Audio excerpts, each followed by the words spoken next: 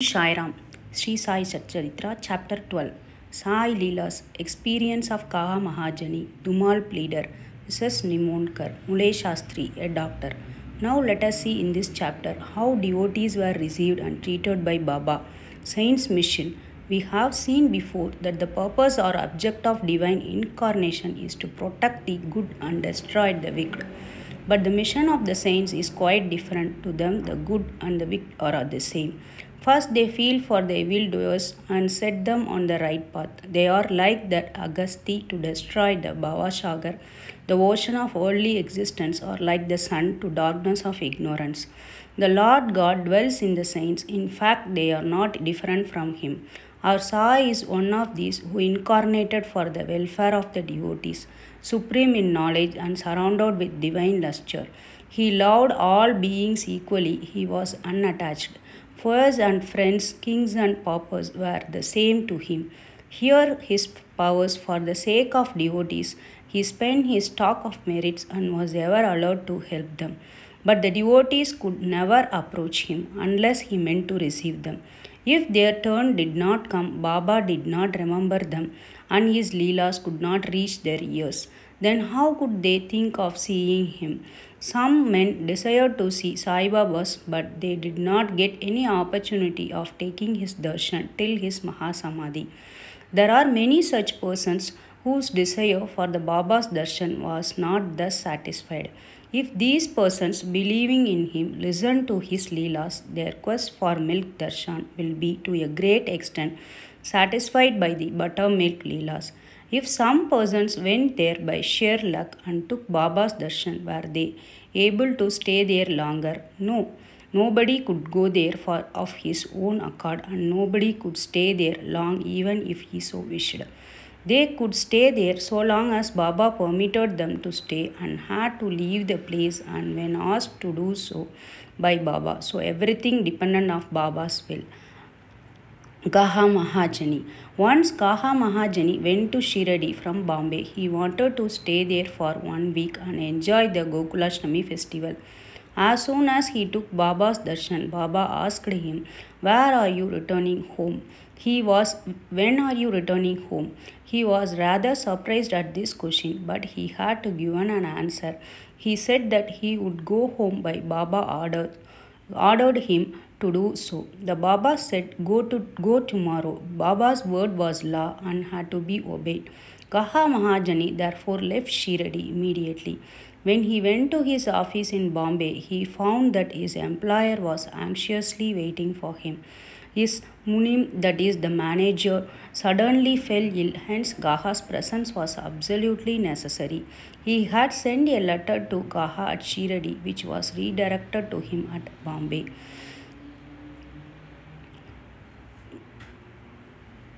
Babu Saheb Dumal. Now listen to an opposite story. Once Babu Saheb Dumal, a pleader, was going to Nipat for a case. On the way, he came to Shiradi, took Baba's darshan and wanted to proceed to Nipat immediately. But Baba did not permit him to do so. He made him stay at Shiradi for a week or more. In a meanwhile, the magistrate at Nibat suffered intensely from pain in his abdomen and the case was adjourned. Mr. Dumal was then allowed to go and attend to his case. It went on for some months and was tried by 4 magistrates. Ultimately, Mr. Dumal won the case and his client was acquitted. Mrs. Nimonkar. Mr. Nana Sahib Nimonkar, warder of Nimon and honorary magistrate, was staying at Shiradi with his wife. Mr. and Mrs. Nimonkar were spending most of their time in the masjid with Baba and serving him. It so happened that their son fell ill at Belapur and the mother decided with Baba's consent to go to Belapur and see her son and other relatives and stay there for a few days. But Mr. Nana Sahib asked her to return the next day. The lady was in a fix and did not know what to do, but her God's eye came to her help. While leaving Shiradi, she went to Baba, who was standing in front of Sade's Wada with Mr. Nana Sahib and others, and prostrated at his feet and asked his permission to Go. Baba said to her, go quickly, be calm and unperturbed. Stay comfortably at the Belapur for 4 days. See all your relatives and then return to Shiradi. How opportune were Baba's words. Mr. Nana Sahib's proposal was overruled by Baba's decree. Muley Shastri of Nasik, an orthodox Agnihotri Brahmin of Nasik by name Muley Shastri, who had studied the six Shastras as well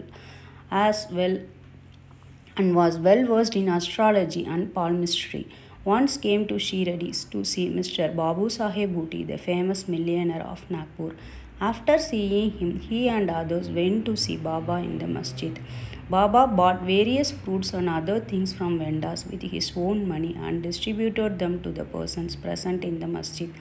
Baba used to press the mango on all sides to skillfully that when any person received it from Baba and sucked it, he got all the pulp at once in his mouth and could throw away the stone and the skin forthwith. Plantains were peeled off by Baba and the kernel was distributed to the devotees while the skins were retained by Baba for himself.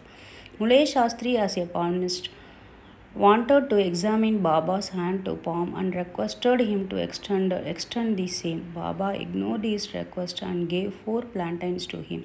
Then they all returned to the Vada and the Muley Shastri wore sacred clothes and started his routine duties such as Agnihotra, etc. Then Baba, as usual, started for Lendi and said, "Take some jeru, that is a red miry substance, to dye clothes in saffron color. We shall today don saffron colored clothes." None understood what Baba meant.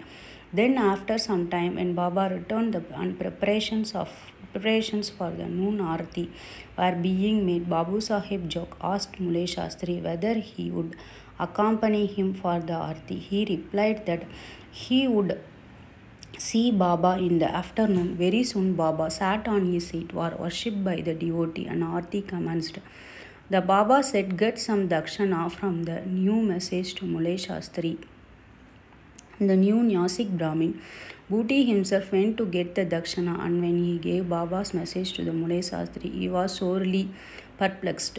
He thought in his mind, "Thus I am a pure Agnihotri Brahmin. Why should I pay dakshana? Baba may be a great saint. I am not his dependent." But as a great saint like Sai Baba was asking for dakshana through a millionaire like Bhuti, he could not refuse. So leaving his routine unfinished, he forthwith started with Bhuti to the masjid, thinking himself holy and sacred, and the masjid. Otherwise, he remained at a distance and joining his hands through flowers at Baba. Then, lo, all of a sudden, he saw no Baba on the seat, but saw his late Guru Golap Swami there. He was wonderstruck. Could this be a dream?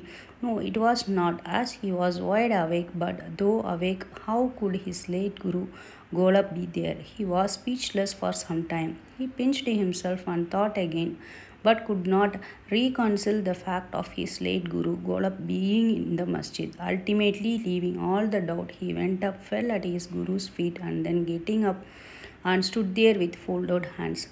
Other people sang Baba's Arati while Muley Shastri chanted his Guru name, the casting of all pride of caste and ideas about sacredness. He felt flat with all his Guru's feet and closed his eyes. When he got up and opened his eyes, he saw Baba asking for dakshana. Seeing Baba's blissful form and his inconceivable power, Muley Shastri forgot himself. He was extremely pleased. His eyes were full of tears of joy. He again saluted Baba and gave the dakshana. He said that this doubt was removed and that he saw his own Guru, and seeing his wonderful Leela of Baba, all the people, including Muley Shastri, were much moved and they realized the meaning of Baba's words. "Bring jeru, we shall don saffron colored garments." Such is the wonderful Leela of Baba. A doctor. Once a Mamlatar came to Shiradi with a doctor friends of his. Doctor said that his deity was Rama and that he would not bow before a Mohammedan, and so he was unwilling to go to Shiradi. The Mamlatar replied that nobody would press him to make a bow. make a bow, nor would ask him to do so. So he should come and give the pleasure of his company. Accordingly, they came to Shiradi. Accordingly,